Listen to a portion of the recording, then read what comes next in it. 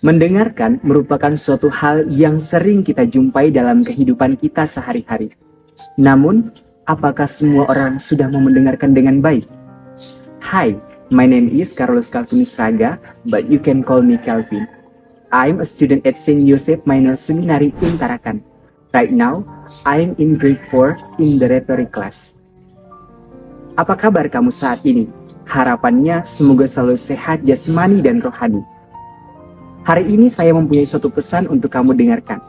Namun, sebelum masuk dalam pesan itu, saya mempunyai suatu pertanyaan untuk kamu. Apakah kamu pernah mendengarkan istilah mendengarkan dengan hati? Atau kamu sudah menjadi salah satu orang yang mendengarkan dengan hati itu? Kalau belum, mari kita lihat bersama apa sih pentingnya mendengarkan dengan hati? Atau apa yang dimaksud dengan mendengarkan dengan hati? Mendengar sering dianggap sebagai suatu hal yang sepele, apalagi mendengarkan dengan hati. Dewasa ini, kita sangat sulit menemukan orang-orang yang mau mendengar atau menjadi pendengar yang baik. Semua orang bisa saja mendengarkan berbagai macam hal. However, not everyone is able to listen and thoroughly feel what others are going through. Dalam hal ini, empati menjadi ujung tombak dari mendengarkan dengan hati. Dalam Injil Markus bab 5 ayat 21 sampai dengan 43, dikisahkan seorang pria yang bernama Yairus yang anaknya sedang sakit keras dan meninggal dunia. Ia meminta pertolongan kepada Yesus dan Yesus mendengarkan apa yang disampaikan oleh Yairus.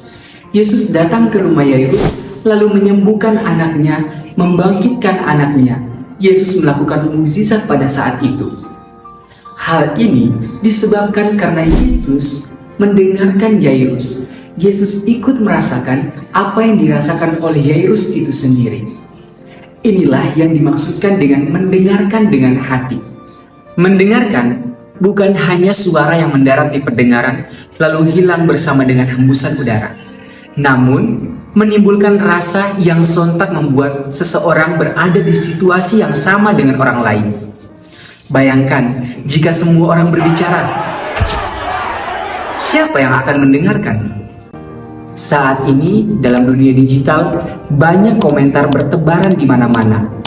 Judge, penyebaran informasi palsu, dan masih banyak lagi yang membuat seseorang tidak nyaman, apalagi orang yang menjadi objek komentar.